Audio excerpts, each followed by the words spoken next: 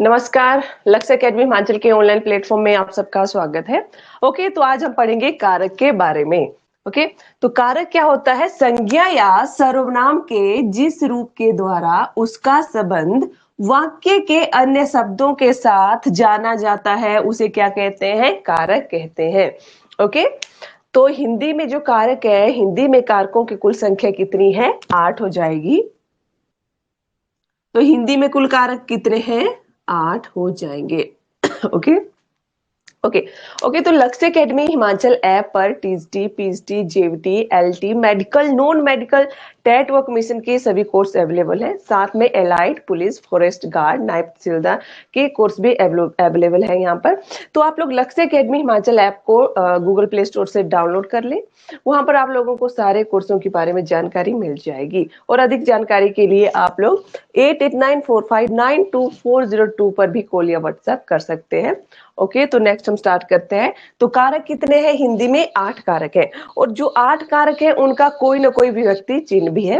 Okay, तो पहला हो जाएगा कर्ता। एक तरफ कारक लिख लेंगे और दूसरी तरफ क्या हो जाएगा? विभक्ति चिन्ह हो जाएगा। ठीक है, कारक हो जाएगा और दूसरी साइड हो जाएगा विभक्ति चिन्ह।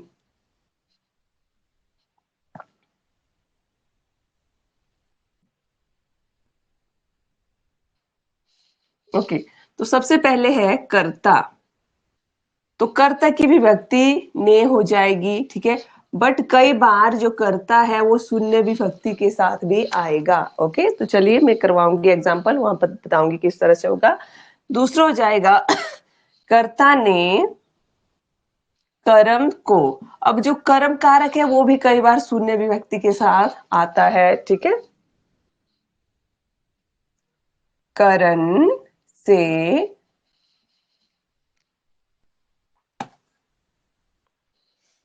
करण से के द्वारा। ओके,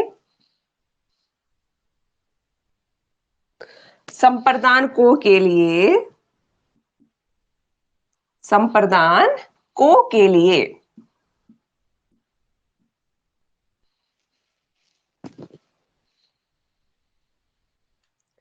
अपदान से, अपदान से अलग होने के लिए। ठीक है, अलग होने के लिए यहां पर ये यूज होता है।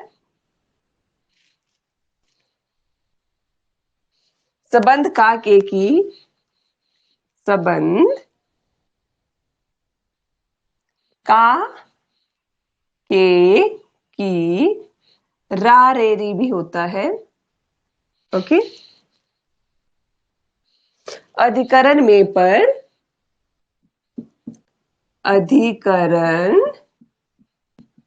में पर, संबोधन,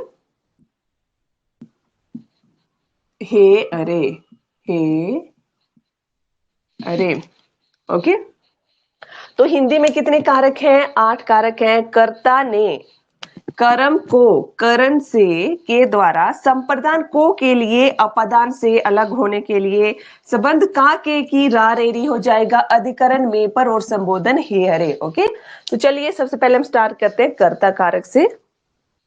ओके, तो कर्ता कारक की विभक्ति क्या होती है? ने होती है, परंतु कई बार जो कर्ता कारक है वो शून्य विभक्ति के साथ भी आप लोगों से पूछ लिया जाएगा।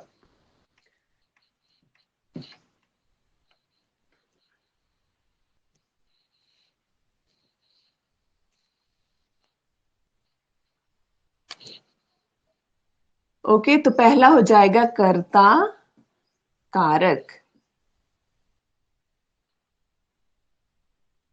तो कर्ता की विभक्ति क्या होती है? ने होती है। ठीक है, अब इसकी पहले परिभाषा लिख लो कि कर्ता कारक क्या होता है।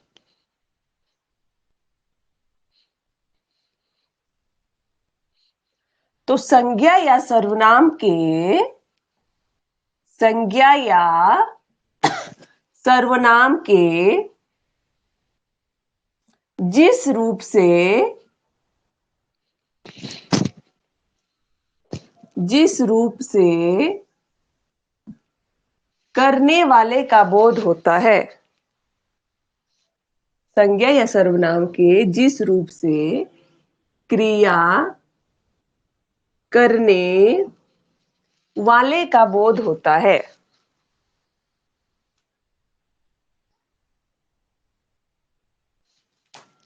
संज्ञा या सर्वनाम के जिस रूप से क्रिया के करने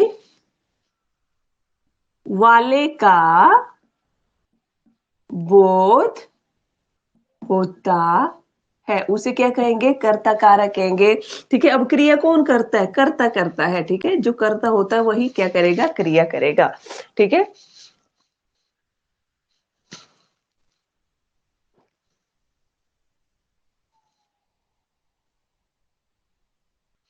ओके। जैसे कि उदाहरण है, सोहन ने पुस्तक पढ़ी। सोहन ने पुस्तक पढ़ी। ओके, अब यहाँ पर ने विभक्ति आ रहा है। सोहन ने पुस्तक पढ़ी तो कर्ता सोहन। अब पुस्तक पढ़ने का कार्य कौन कर रहा है? ठीक है, क्रिया कौन कर रहा है? सोहन कर रहा है। तो जहां पर क्रिया के करने वाले का बोध होता है वहां पर कौन सा कारक हो जाएगा? कर्ता कारक हो जाएगा। ठीक है, कर्ता ने मतलब सोहन ने पुस्तक पढ़ी तो सोहन ने में कौन सा कारक हो जाएगा? कर्ता कारक हो जाएगा। ठीक है, अब देखिए जब ने विभक्ति होगी तब ये किस में आता है? तब ये भूतकाल में होगा वाक्य। ठीक है, ठीक है, परंतु जब ने विभक्ति नहीं होगी तब ये क्या? ये वाक्य भूतकाल में नहीं रहता है। जहां पर शून्य विभक्ति होती है वहां पर जो है सकर्मक क्रिया का होना जरूरी है और इसमें क्या होता है? ये वर्तमान काल या भविष्य काल में चले जाएगा फिर। ठीक है, जैसे कि अभी इसको देखो, आप लोग इसको वर्तमान काल में बदलिए, क्या हो जाएगा? सोहन ने पुस्तक पढ़ी। तो आप इसको वर्तमान काल में बदलेंगे तो क्या हो जाएगा? सोहन पुस्तक पढ़ता है। सोहन पुस्तक पढ़ता है। अब देखिए यहाँ पर ने विभक्ति कहीं लग रही है? नहीं लग रही है, क्योंकि वाक्य जब वर्तमान में चला जाता है कर्ता कारक का तब ने विभक्ति चिन्ह क्या होता है? लुप्त हो जाता है, शून्य हो जाता है। ठीक है, तो यहाँ पर देखिए सोहन पुस्तक पढ़ता है मतलब कौन कर रहा है? क्रिया करने वाले का बोध हो रहा है ना। यहाँ पर पुस्तक पढ़ने का कार्य कौन कर रहा है? सोहन कर रहा है। तो आप लोगों को इस तरह से भी वाक्य पहचानने में आना चाहिए। जरूरी नहीं है कि जो कर्ता कारक का वाक्य आप लोगों से पूछा जाएगा उसमें ने विभक्ति चिन्ह आएगा ही आएगा। ठीक है, कई बार विभक्ति चिन्ह क्या होता है? लुप्त होता है, शून्य होता है। ठीक है, ओके। जैसे एक एग्जांपल और लिखती हूं मैं, रवि ने पत्र लिखा। रवि ने पत्र लिखा। अब एग्जाम में पूछ लिया जाएगा कि कर्ता कारक छांटिए तो कौन सा हो जाएगा? रवि ने हो जाएगा कर्ता कारक। ठीक है, अब आप लोगों के पास वाक्य दिया गया होगा। अब इसको क्या करो, क्योंकि मैंने आप लोगों को पहले भी बताया जब ने विभक्ति चिन्ह होता है इसमें तब ये किस में होता है? भूतकाल में होता है। ठीक है, परंतु जब यही वाक्य वर्तमान काल में होगा तो ने विभक्ति चिन्ह क्या हो जाता है? इसमें शून्य हो जाता है, मतलब लुप्त हो जाता है। ठीक है, तो रवि पत्र लिखता है। वर्तमान में क्या हो जाएगा? रवि पत्र लिखता है। ठीक है, तो ये वाक्य भी कर्ता कारक का है और ये वाक्य भी कर्ता कारक का ही है। दोनों ही वाक्य क्या है? सही वाक्य है। ठीक है, रवि पत्र लिखता है। ओके,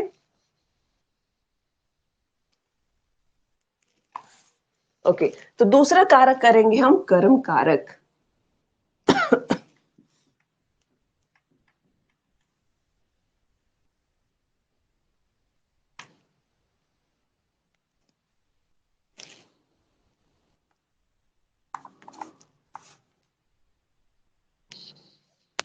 कर्म कारक, कर्म कारक। तो इसका विभक्ति चिन्ह क्या होता है? को होता है। अब इसमें भी कई बार शून्य विभक्ति का प्रयोग होता है। पहले को विभक्ति के साथ देख लेंगे एग्जाम्पल, फिर उसके बाद में बताऊंगी शून्य विभक्ति चिन्ह कहां पर होता है। ठीक है, तो कर्म कारक क्या होता है? परिभाषा लिखेंगे, जिस व्यक्ति या वस्तु पर क्रिया का फल पड़े। जिस व्यक्ति या वस्तु पर क्रिया का फल पड़े। क्रिया का फल पड़े, वहां पर कौन सा कारक हो जाएगा? कर्म कारक हो जाएगा।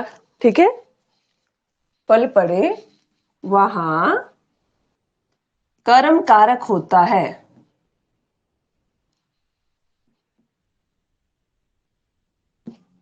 ओके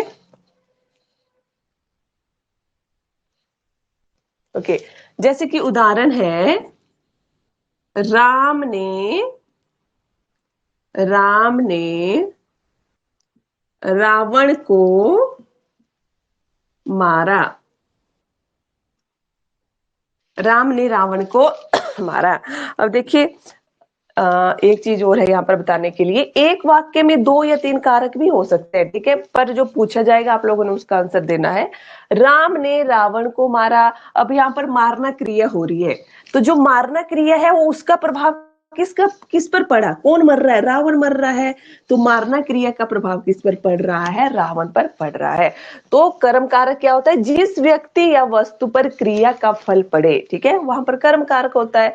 तो फल किस पर पड़ रहा है? रावण पर पड़ रहा है। तो रावण को में कौन सा कारक हो जाएगा? रावण को में हो जाएगा कर्म कारक। ओके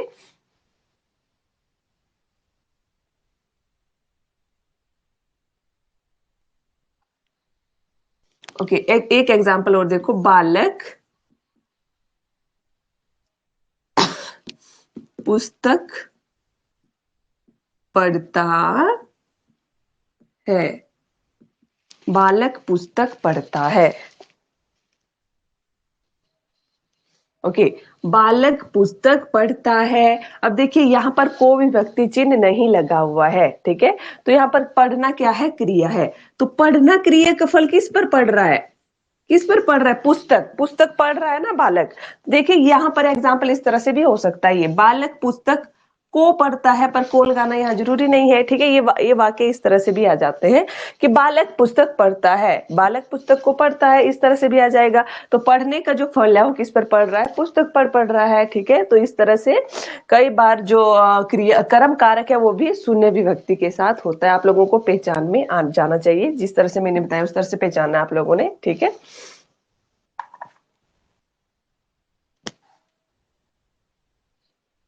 ओके, एक एग्जांपल और दिखवाती हूँ। पुलिस ने पुलिस ने चोर पकड़ा। पुलिस ने चोर पकड़ा। ओके, एग्जाम में पूछा जाएगा कि आप लोगों ने कर्म कारक बताना है, कर्म कारक। तो कर्म कारक कौन सा हो जाएगा? कर्म कारक पुलिस हो जाएगा, चोर हो जाएगा, या पकड़ा हो जाएगा? तो क्या हो जाएगा? कर्म क्रिया का पकड़ने का फल किस पर पड़ रहा है? चोर पर पड़ रहा है। तो चोर क्या हो जाएगा? कर्म कारक हो जाएगा, ठीक है। अब इस वाक्य को इस तरह से भी लिखा गया हो सकता था, पुलिस ने चोर को पकड़ा, ठीक है। तो दोनों ही वाक्य शुद्ध है, किसी भी तरह से पूछ लिए जा सकते हैं, तो आप लोग इस तरह से आसानी से समझ जाएंगे। ओके, तो नेक्स्ट हो जाएगा करण कारक।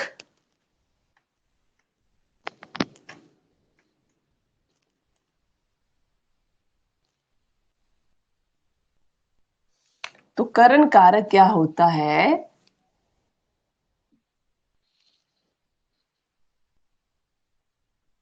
तो संज्ञा के जिस रूप से संज्ञा के जिस रूप से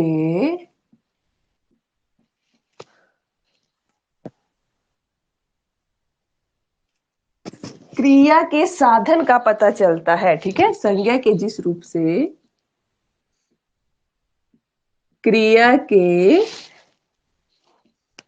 साधन का पता चलता है, साधन का पता चलता है, वहां पर कौन सा कारक हो जाएगा? करण कारक हो जाएगा। और करण कारक की विभक्ति हो जाएगी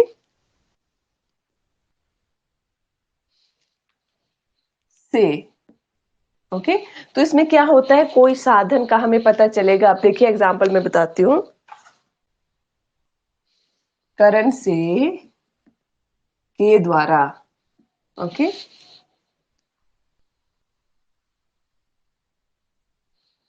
ओके, जैसे एग्जाम्पल है, राम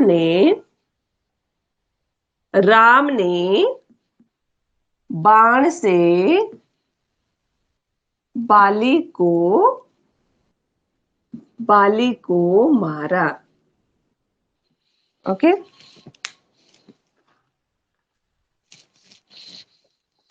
राम ने बाण से बाली को मारा। अब देखिए क्या है, करण कारक क्या होता है, संज्ञा के जिस रूप से क्रिया के साधन। अब क्रिया क्या हो रही है, क्रिया हो रही है मारना क्रिया। तो मारना क्रिया किसके द्वारा की गई, बाण से। ठीक है, साधन है ना बाण यहाँ पर। तो जो मारना क्रिया है वो किसके द्वारा संपन्न हो रही है, बाण से संपन्न हो रही है। तो बाण से में कौन सा कारक हो जाएगा, करण कारक हो जाएगा। ओके, अब देखिए इस वाक्य में 3 कारकों का प्रयोग किया जा रहा है। राम ने कौन सा कारक हो जाएगा, कर्ता कारक है। बाण से करण कारक हो जाएगा। बाली को कौन सा कारक हो जाएगा, कर्म कारक हो जाएगा। ठीक है, तो एक वाक्य में 2-3 कारक भी यूज हो सकते हैं, बट जिस तरह से क्वेश्चन आप लोगों से पूछा गया वो आंसर आप लोगों ने करना है। ठीक है,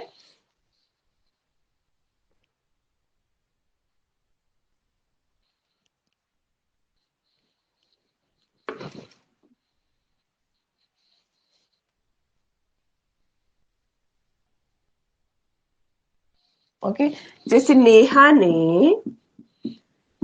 ने चाकू से फल काटा,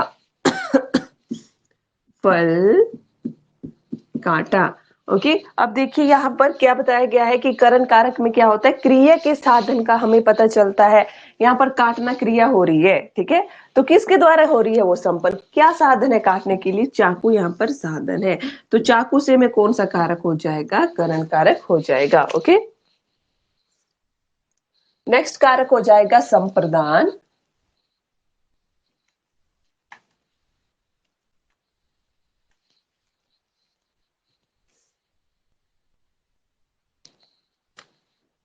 संप्रदान,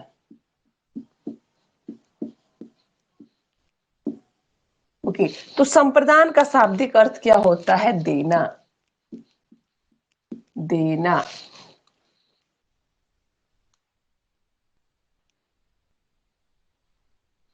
तो संप्रदान कारक मतलब जिसको कुछ दिया जाए। ठीक है, वहां पर संप्रदान कारक होता है, जिसको कुछ दिया जाए।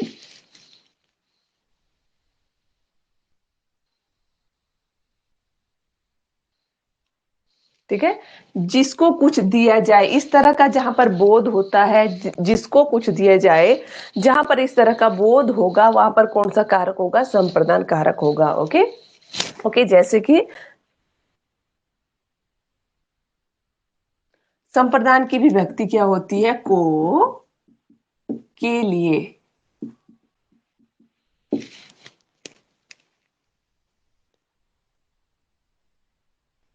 ओके, जैसे कि राम मोहन के लिए, राम मोहन के लिए खाना लाया, खाना लाया। तो संप्रदान कारक, संप्रदान का क्या अर्थ होता है, देना। ठीक है, जिसको कुछ दिया जा रहा है, जहां पर कुछ देने का बोध होता है, बिल्कुल सिंपल सी भाषा में आप लोगों को बता रही हूँ, जहां पर कुछ देने का बोध होता है वहां पर कौन सा कारक होगा, संप्रदान कारक होगा। और संप्रदान की विभक्ति क्या होती है, को, के लिए। तो राम मोहन के लिए खाना लाया। ठीक है, ला रहा है ना, खाना लेके आ रहा है ना, दे रहा है ना, मतलब खाना उसको। ठीक है, तो मोहन के लिए में कौन सा कारक हो जाएगा, संप्रदान कारक हो जाएगा।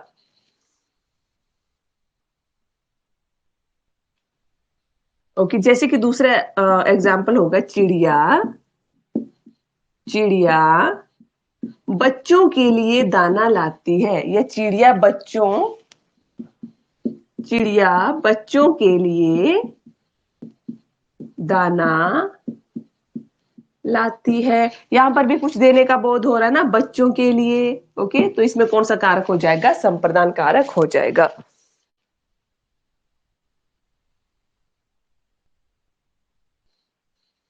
राम भिखारी को भीख देता है, राम भिखारी को भीख देता है। अब देखिए देने का भाव होता है, बस ये सिंपल सा आप लोगों ने यही चीज याद रखनी है संप्रदान कारक में।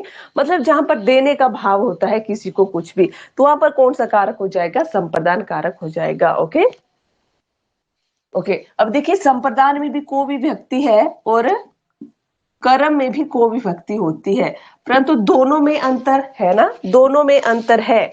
यहाँ पर देखिए संप्रदान में को का प्रयोग किस लिए होता है, कुछ देने के लिए होता है, ठीक है।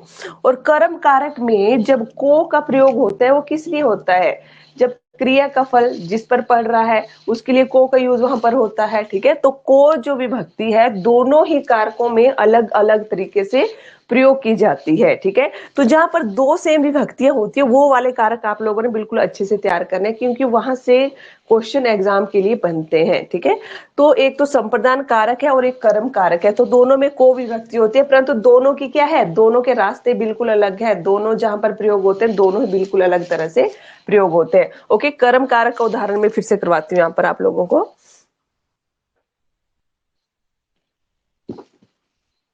ओके, बालक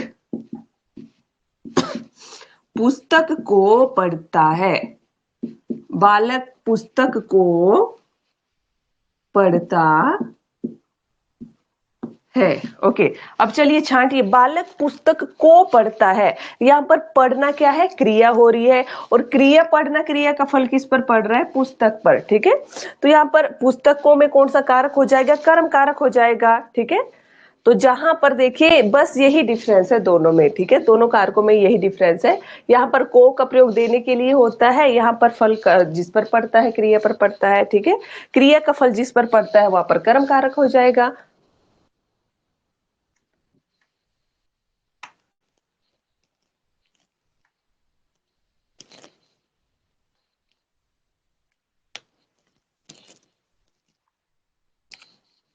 नेक्स्ट है अपादान कारक।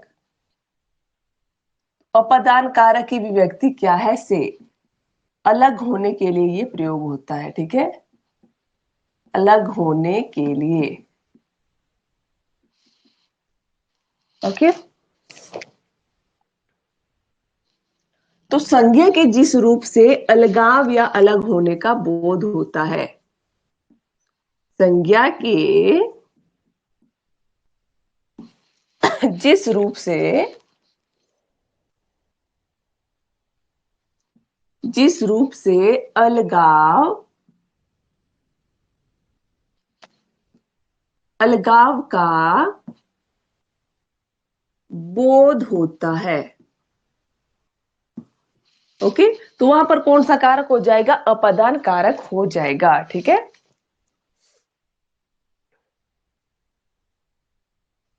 ओके, जैसे कि पहला उदाहरण है, पेड़ से पत्ता गिरता है, पेड़ से पत्ता गिरता है, ठीक है। अब पेड़ से पत्ता गिर गया तो पत्ता पेड़ से अलग हो गया, तो जहां पर अलगाव का बोध होता है वहां पर अपादान कारक होगा, ठीक है। दूसरा एग्जांपल एक और लिखो, प्रधानमंत्री चीन से लौट आए, प्रधानमंत्री सॉरी चीन से लौट आए।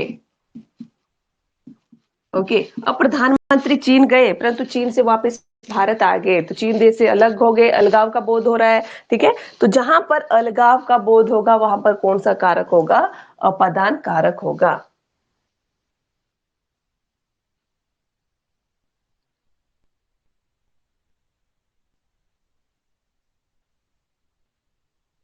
ओके,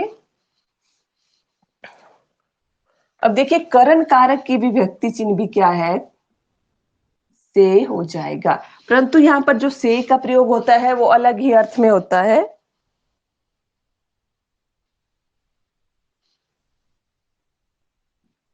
साधन के रूप में होता है, ठीक है। जैसे कि उदाहरण क्या था, राम ने लाठी से भैंस को मारा। ओके, अब देखिए दोनों ही कारकों में से विभक्ति चिन्ह प्रयोग हो रहा है, अपादान की विभक्ति भी से है परंतु यहाँ पर जो से विभक्ति है वो अलग होने के लिए प्रयोग होती है, ठीक है। यहाँ पर जो करण कारक है इसकी विभक्ति भी से होती है, परंतु यहाँ पर जो है से विभक्ति का प्रयोग साधन के लिए होता है, ठीक है। जैसे कि पेड़ से पत्ता गिर गया, पेड़ से पत्ता गिर गया अगर पूछा जाएगा तो इसमें कौन सा कारक है, तो इसमें अपदान कारक हो जाएगा। जब पत्ता गिर रहा है अलग हो रहा है, ठीक है। अगर आप लोगों के पास एग्जाम्पल आएगा, राम ने लाठी से भैंस को मारा, तो लाठी से में कौन सा कारक हो जाएगा, साधन का प्रयोग किस कारक में होता है, तो करण कारक में होता है, ठीक है। तो बस यही डिफरेंस है दोनों में, एक में जो है अलग होने के भाव में से का प्रयोग होता है और दूसरे में जो साधन के रूप में से का प्रयोग होता है। नेक्स्ट है संबंध कारक।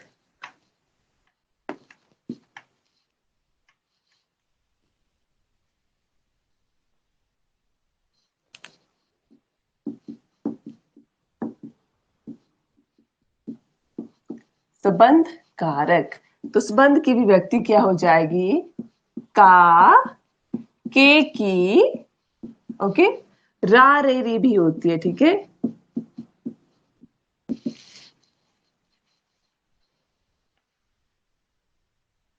ओके, तो संबंध कारक में क्या होगा, संज्ञा या सर्वनाम के जिस रूप से एक व्यक्ति या वस्तु का संबंध दूसरे व्यक्ति या वस्तु से प्रकट होता है वहां पर संबंध कारक होता है, ठीक है। तो क्या होता है संबंध कारक, संज्ञा या डेफिनेशन लिख लो आप लोग, यहाँ पर नहीं लिखवाऊंगे, आप लोग संबंध कारक से ऐसे ही समझ जाएंगे, ठीक है। संज्ञा या सर्वनाम के जिस रूप से वे एक व्यक्ति या वस्तु का दूसरे व्यक्ति या वस्तु से संबंध प्रकट होता है वहां पर संबंध कारक होता है, ठीक है। तो विभक्ति क्या है, का, के की, रा रे री। ओके, उदाहरण बताती हूँ इसका।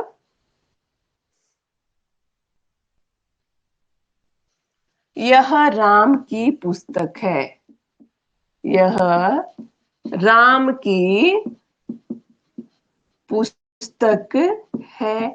अब देखिए पुस्तक किसकी है, राम की है, राम की पुस्तक है, राम और पुस्तक का क्या है, संबंध है, ठीक है।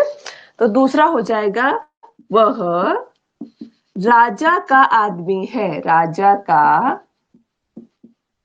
आदमी है, तो राजा और आदमी का संबंध है एक दूसरे के साथ, ठीक है। तो का विभक्ति है, यहाँ पर की विभक्ति है, तो ये संबंध कारक हो जाएगा, ठीक है। एक बार फिर से डेफिनेशन बता देती हूँ, जहां पर एक व्यक्ति या वस्तु का दूसरे व्यक्ति या वस्तु से संबंध का बोध होता है वहां पर संबंध कारक होगा, ठीक है।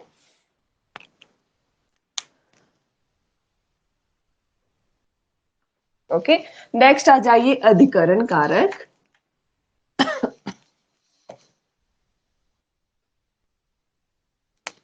अधिकरण कारक,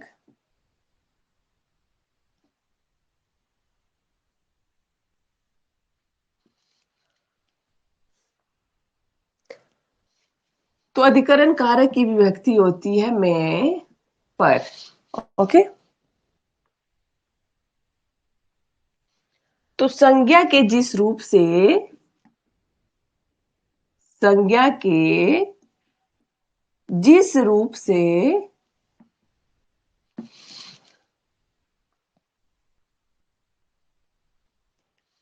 क्रिया के आधार का बोध हो, क्रिया के आधार का बोध हो, बोध हो, तो वहां पर कौन सा कारक हो जाएगा, अधिकरण कारक हो जाएगा। मतलब यहां पर जो भी क्रिया होगी उसका कोई ना कोई आधार होगा ही होगा, ठीक है।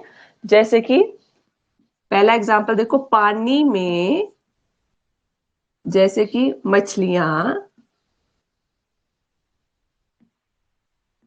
मछलियां पानी में रहती है, रहती है, ओके। अब देखिए मछलियां कहां पर रहती है, पानी में, तो मछलियों को कोई आधार मिल रहा है ना रहने के लिए, तो पानी क्या है, उनका आधार है, ठीक है। तो पानी में कौन सा कारक हो जाएगा, अधिकरण कारक हो जाएगा। दूसरा उदाहरण लिखिए, बंदर पेड़ पर बैठा है, बंदर पेड़ पर बैठा है, ओके। अब देखिए बंदर कहां बैठा है, पेड़ पर बैठा है, पेड़ आधार है उसका, पेड़ पर में कौन सा कारक हो जाएगा? अधिकरण कारक हो जाएगा। ठीक है, आप लोग इस कारक को आधार से भी पहचान सकते हैं, विभक्ति चिन्हों से भी पहचान सकते हैं। ठीक है, जहां पर में विभक्ति होगी, पर विभक्ति होगी, वहां पर अधिकरण कारक हो जाएगा।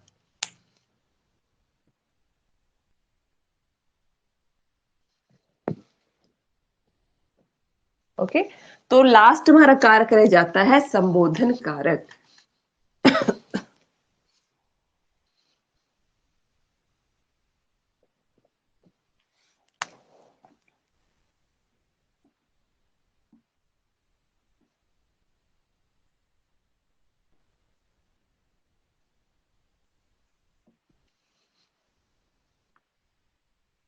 तो संबोधन की विभक्ति क्या होती है? हे, अरे।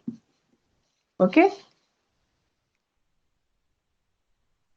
ओके, तो संबोधन कारक क्या होता है? संज्ञा के जिस रूप से किसी को पुकारा जाए या चेतावनी दी जाए। ठीक है, संज्ञा के जिस रूप से किसी को पुकारा जाए या चेतावनी दी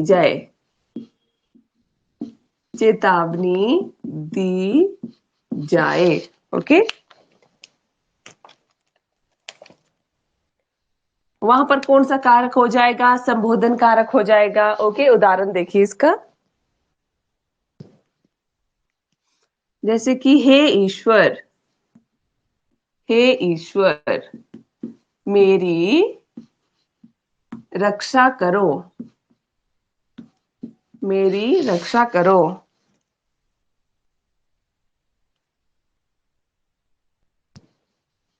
अरे कृष्ण, अरे कृष्ण